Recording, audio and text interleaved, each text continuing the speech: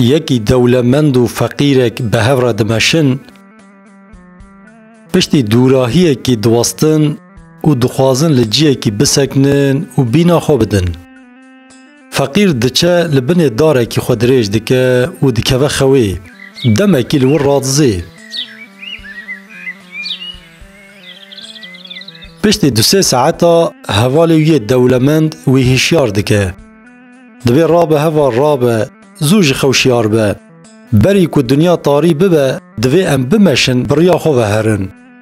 فقیر چاوی خواه کر و آوری دجوار دا دولمند جرا گوت هی مال خراب تا چما از شیار کرم من چه خونه خوش ددید. دولمند گوت تا چه ددید؟ مروف فقیر گو نپرسه مدید از پر دولمند بوم مال و ملک من هبون سرای و خدمتکار من هبون و از دناف کیف خوشیه کی مازن دابوم. ظلام دولمند کنیا و جه پرس کر گو که بیجه چه ها سری وان تشتا که مال و ملکیت که کوشک و سرایات. فقیر گوی چه ببه دمات از هشیار کرم مچاوی خواه کر دجار کی ده حمون دابون. دولمند دیسا کنیا گو از چه بکم جوه دولمندیا دخونه دا دما کو مچاوی خواه کر و حمون دابن. و جاره فقیر جه پرس کر گو گر تو بمری و چاوی تا بین گرتن ماقی هر تشتی تا وندا نابن. دولمند گو بله هلبت اوی هر تشتی ما وندا ببن. فقیر جه را گو ای جامر دناف برا منو تده چه فرق هیه دما از چاوی خواه دکم هر تشتی ما وندا دبن و تجی گاوا چاوی تا بین گرتن هر تشتی تاوی وندا ببن.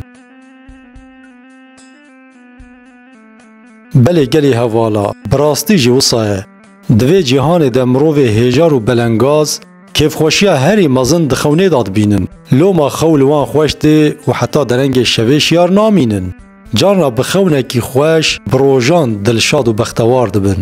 ام مروف هیجار قصر وان خلام و خدمتکار وان خمل و خوشی وان تف دخونه دنه. دما هون راستی وان هاتن جخینی لمیجا صبح دف جوان بردن بلا تیر را کبن لورا دما چاوی وان ودبن تشتکی وان نامینه. لی مروف مالدار و دولمند حتی درنگ شوا هشیار دمینن و گلک جاران دما دخوازن رازین خواوان نای دناف جیان ده خودبن و تینن جبو بکفن خو لی حساب و هجمارا مال نای لکوی راحتی ببینن.